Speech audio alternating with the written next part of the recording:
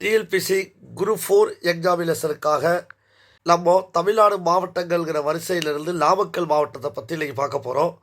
நாமக்கல் மாவட்டமானது சேலம் மாவட்டத்திலிருந்து பிரிந்து 1/1/1997 முதல் தனி மாவட்டமாக உதயமானது.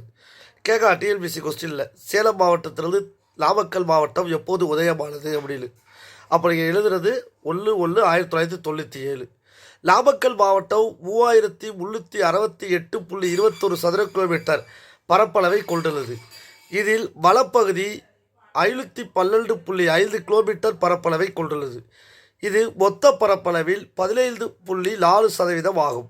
நாமக்கல் மாவட்டமானது நிர்வாக பணிகளுக்காக 2 வருவாய் கோட்டங்களாகவும் 8 வட்டங்களாகவும் 31 குறு வட்டங்களாகவும் பிரிக்கப்பட்டுள்ளது.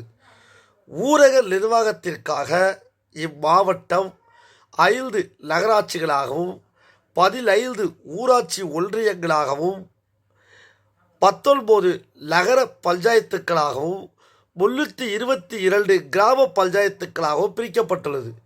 இதில் உள்ளடங்கிய வட்டங்கள் அதாவது நாமக்கல், ராசிபுரம், கொல்லிமலை, சேந்தமங்கலம், பரமத்தி வேலூர், திருச்செங்கோடு, குமாரபாளையம், மோகனூர் என்ற 8 வட்டங்களை உள்ளடக்கியது.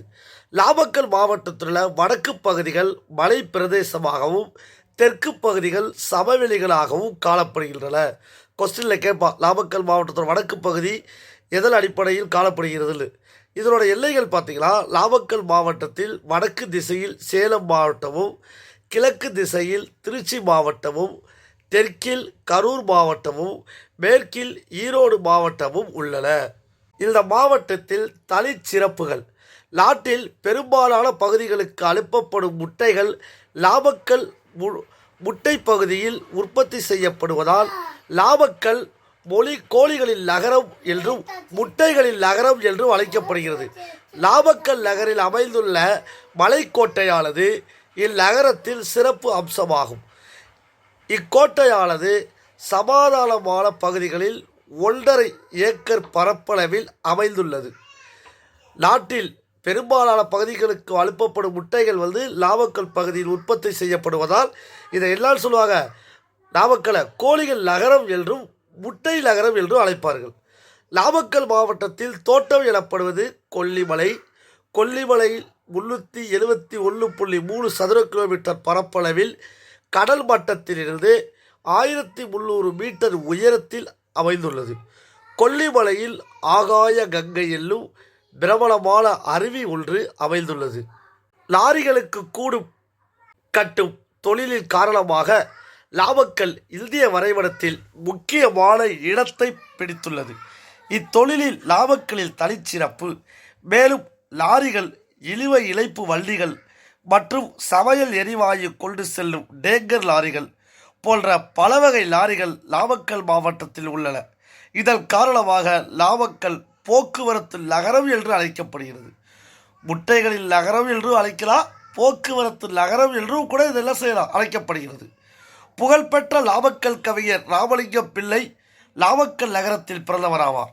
இவரது நினைவாக நாமக்கல் நகரத்தில் இவரது பெயரில் மகளிருக்கான கலை மற்றும் அறிவியல் கல்லூரி நிறுவப்பட்டுள்ளது. பிரசித்தி பெற்ற நாமக்கல் ஆஞ்சநேயர் சுவாமி மலையில் சிலையானது 6.7 மீட்டர் உயரம் கொண்டது. அச்சிலை 996 கிபியில் செதுக்கப்பட்டதாகும். திருச்செங்கோடு நகரமானது வரலாறு மற்றும் கலாச்சாரம் ஆகியவற்றில் அடிப்படையில் முக்கியத்துவம் வாய்ந்த நகரமாகும். 19ஆம் நூற்றாண்டில் திருச்செங்கோடு புலவர் சங்கம் என்னும் தமிழ் கலைக்கழகத்தில் இருப்பிடமாக திகழ்ந்துள்ளது.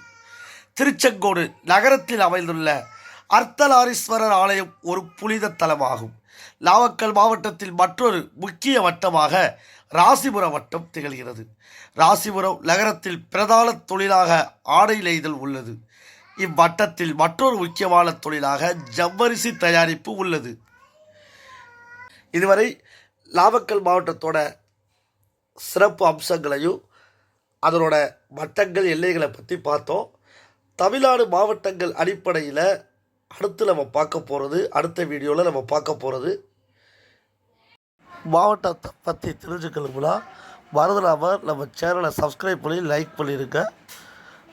பெல் பட்டனையும் சேர்த்து ப்ரெஸ் பண்ணிடுங்க. நன்றி, வணக்கம்.